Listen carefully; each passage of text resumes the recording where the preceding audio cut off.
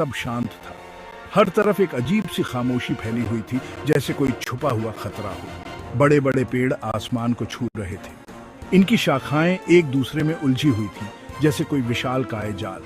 लताएं रस्सियों की तरह पेड़ों से लिपटी हुई थीं। ये लताएं इतनी घनी थीं कि सूरज की रोशनी भी मुश्किल से ही जमीन तक पहुंच पाती थी।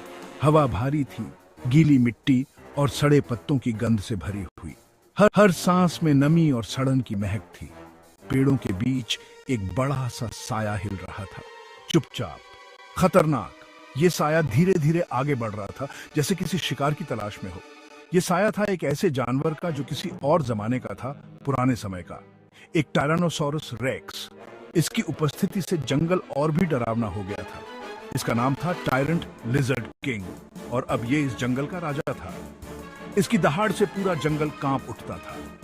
इसकी स्किन सूखी मिट्टी के रंग की थी, जिससे ये सायों में छुप जाता था। ये अपने शिकार को धोखा देने में माहिर था, लेकिन इसकी आंखें तेज और चमकदार थीं। हर समय शिकार ढूंढ रही थी। ये आंखें अंधेरे में भी सब कुछ देख सकती थी।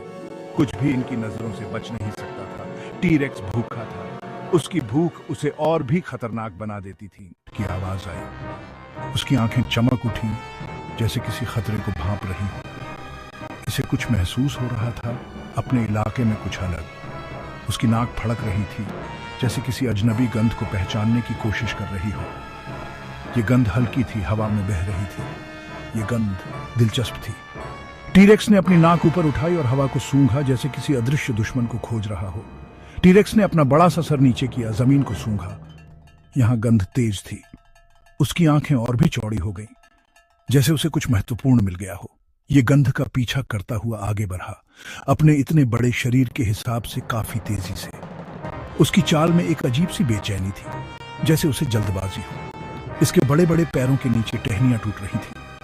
हर कदम के साथ जंगल में एक नई आवाज गूंज रही थी। जंगल में सन्नाटा छा गया। हर जीव, हर पत्ता जैसे टी-रेक्स की आहट को सुनकर थम गया हो।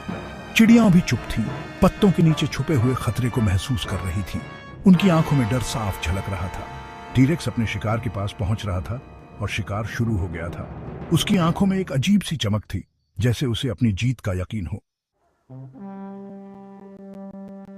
शिकार एक छोटा सा हिरण था, भूरे रंग का और सफेद धब्बों वाला। ये आइलैंड पर नया था। इसे रिसर्चर्स इकोसिस्टम की स्टडी करने के लिए लाए थे। पास में छुपे हुए खतरे से बेखबर हिरण पत्तियां खा रहा था। उसके कान हिल रहे थे। अचानक हिरण रुक गया। इसे लगा कुछ गड़बड़ है।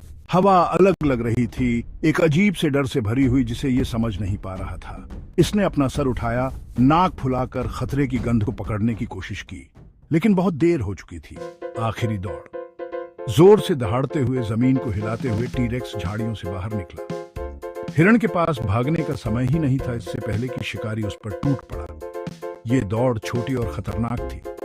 हिरण चाहे कितना भी तेज हो, टी-रेक्स की ताकत के सामने कमजोर था। शिकारी ने झपट्टा मारा। उसके जबड़े हिरण की पूंछ के पास बंद हुए।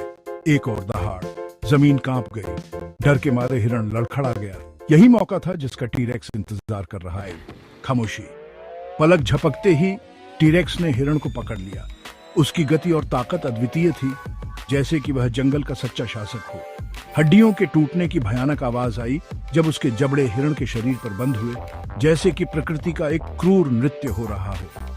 उसकी चीखें बंद हो गईं। जंगल में एक अजीब सी खामोशी छा गई, जैसे कि समय थम गया हो। टी-रेक्स ने अपना सर नीचे किया और खाना शुरू कर दिया, उसकी भूख की तृप्ति के लिए। उसकी भूख आखिरकार मिट गई।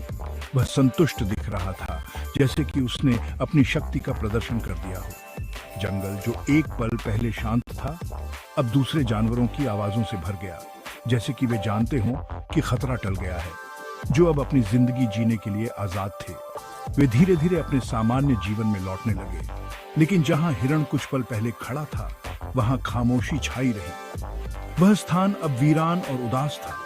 खून की गंध हवा में फैली रही, जैसे कि वह उस भयानक घटना की गवाही दे रही हो।